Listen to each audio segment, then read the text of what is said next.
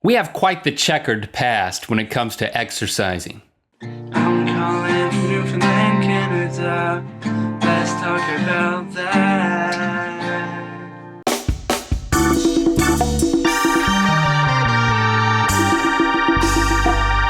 Good mythical morning. This episode is brought to you by Smule, makers of amazing musical applications for the iPhone and iPad, including the Ocarina.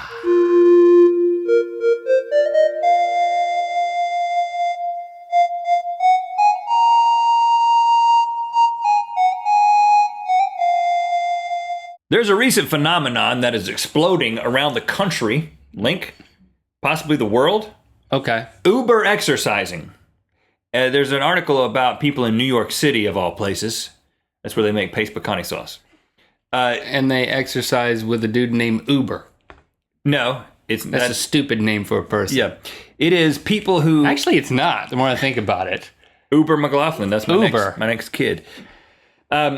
It's people who exercise a lot, and there are these people who exercise 2 to 3 times a day. And in the midst of balancing family and work life, we're talking about people who have families, people who have jobs, and they Exercise 2 to 3 times a day? They go and work out 2 to 3 times a day, like at these little exercise boutiques where they're paying crazy high membership fees to go to these really nice gyms. They're essentially addicted to exercise. And that got me to thinking about your past as an exerciser and my past and our present, really. Yeah. We spent a lot of time together, so I know about your exercise habits or lack thereof. And I know of yours, so I kind of know where you're going with this. Yeah. And we also talked about it before we started rolling, what we were going to talk about. Oh, really? Yeah, I Yeah, forgot about the fact that we're not addicted to exercising actually is quite the opposite. I think I think I can safely say we are addicted to not exercising. Yes. I'm really hooked on that. I'm pretty sedentary. But let's take you guys on a journey. Come with us on a journey into the past, up until present time, our experiences with exercise. Now, really, I'm thinking about working out. One of my first experiences with working out was a summer where I didn't have a summer job. I remember we would meet on our bikes in the middle of the town, like we talked about before.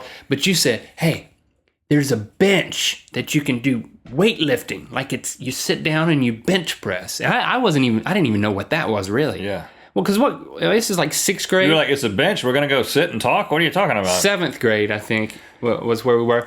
And it was a bench in the law school where your dad had his occupation. Yeah, and Tom Lanier had, one of the other professors there, had basically put a bench and some weights in a little closet in the men's bathroom. So you would go up the elevator, you go in the men's restroom. Well, it's a pretty nice restroom because it was newly constructed. Yeah. And I wouldn't say it was a secret room, but it was a room on the other side of the bathroom. And it's like, well, is that the really private toilet if you really want to have privacy? And the door's locked. We had a key. And we would go in there and there wasn't a toilet in there. It was just a bench and a bench press and some weights. And so we would bench. And so I think about the perspective of a person just coming in there to drop a deuce or just to use the urinal. Yeah. Just a guy, a law student coming in there. Yeah.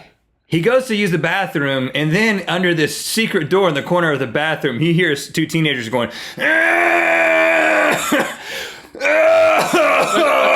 Hold on, and that's not actually the sound we would make. Because what we would do is, that's the sound we would make. Very quickly, we realized that the most hilarious thing on earth was watching your friend try to bench press weight. So, first of all, their head is upside down, You're like this, and I can't do it. I'm almost exercising right now. Don't exercise. But when you're spotting somebody, you look down and their face is upside down. That's funny. Yep. To look at your face upside down is funny. And then to see me go, of course, the guy out in the stall, the law student is thinking, somebody is really having a tough time in there. Get that man some Metamucil. He's going to have hemorrhoids. And we thought it was so funny that I would start laughing at you, and then you, as you're straining, would start laughing, and all the air would escape from your lungs, and you'd be like, ha ha ha! And then I couldn't lift it, but you would be freaking out and laughing so much that you lost all your strength. Yeah. And so it would be two idiots sitting there. I would have like 135, like a wagon wheel on each side. Yeah. And it would be stuck on me, and we would both be having a laugh attack. I mean, first of all, it was dangerous. I remember we mastered the technique because we could not stop laughing of, boom, it would hit, and then you'd do this, and you'd roll the weight off of this side, and then you'd roll the weight off the other side.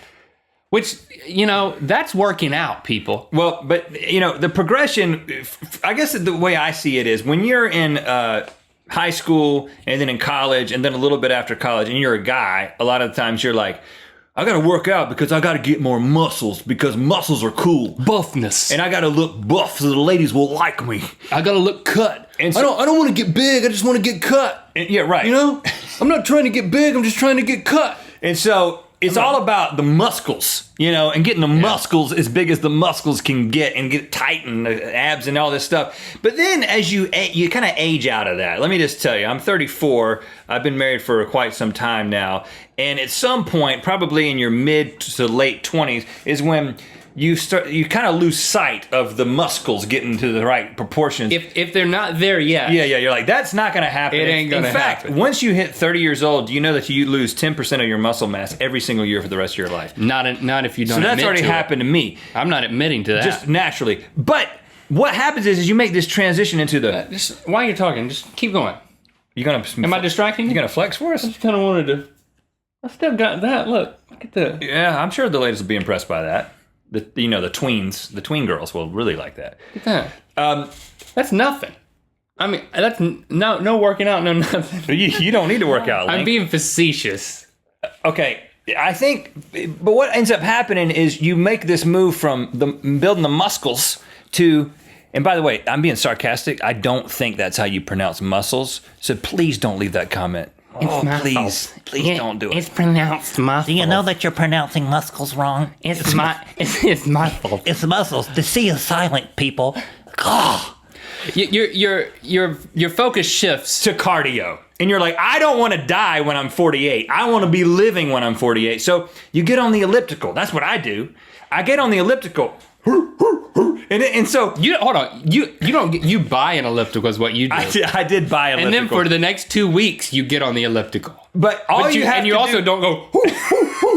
I think you did that the first time you got on the elliptical. You get excited when you get on there. You think about what you look like, what a man looks like when you just take the elliptical away, just put him on a green screen and he's making that motion. He looks like a dork. He looks like you should be embarrassed by the motion of an elliptical. Well, he looks kind of like a cross-country skier. But you're committed. Dork. You've gotten rid of going for the muscles and you just want to get rid of the fat and you want to get the heart nice so you can keep living. But I can't even do that anymore. All we do is sit there at these two computers and look at each other and come up with things and make this show, make some other videos. But at least you sit on a medicine ball. Well, it's an exercise ball. It's not a medicine ball. Oh. That's a heavy thing that you toss back and forth. Let's start doing that. The medicine ball? Over the desk, yeah. Whenever you have an idea, toss the ball. Only the person with the medicine ball can give an idea. And back and forth, lots of ideas. Would that get the muscles? Yeah, so you sit on an exercise ball. That's as close as you get to exercise. That's for my back. Using an exercise ball as an office chair. I guess technically I exercise about 50, 60 hours a week, to come to think of it. I'm constantly exercising. Now, see, here's the thing. Now, there's some people who they're addicted to exercise. They love it or they have some sort of a problem they need to deal with. But for me, I can't enjoy exercise for the sake of exercise. I've got to have some sort of goal. Now, first of all, I relate to people who say, I signed up for a 5K or I signed up for a marathon or a half marathon. And then you have a goal that you're training for. But I can't even get up for that. For me, it's got to be, exercise has to be enjoyable in the moment. You got to be doing something that you enjoy. Right, like water skiing. Which you do constantly. If I could water ski, if I could walk out of my door and water ski, I'd be in shape, I think. You can't though. There's no lake and it requires a boat. I'd be really good at water skiing. If it was right outside of the door. But are you tracking with me? No, I'm not. Are you catching my vision for why I'm digging the hole outside of my? No, I'm not digging a hole outside. I'm not building a water ski park outside of my house. But I have started mountain biking again. I've told you about this for the past couple of weeks. I've taken my mountain bike and gone up into the the hills where Hollywood ends. But I think you're also doing that to get away from me because you haven't asked me to go with you. Well, you don't have a bike. I didn't mean to offend you, but it's fun, and I'd like to think that I'm getting in better shape. But if it's not fun in the moment, I just can't do it. I mean, share in the comments. How do you exercise? Is it an end of itself, or is it for a goal, or what motivates you to continue to do it? I have these weights back here. Rhett's bought so many different things. He's bought an elliptical machine. He's bought these weights, and they're gonna look like. You can dial in the weights, though. You dial this thing, and the weights are added to it. That's an expensive thing to never use. Well, it was a birthday gift. And by the way, there are no weights on it right now, and you're straining. This is just the 10-pounders.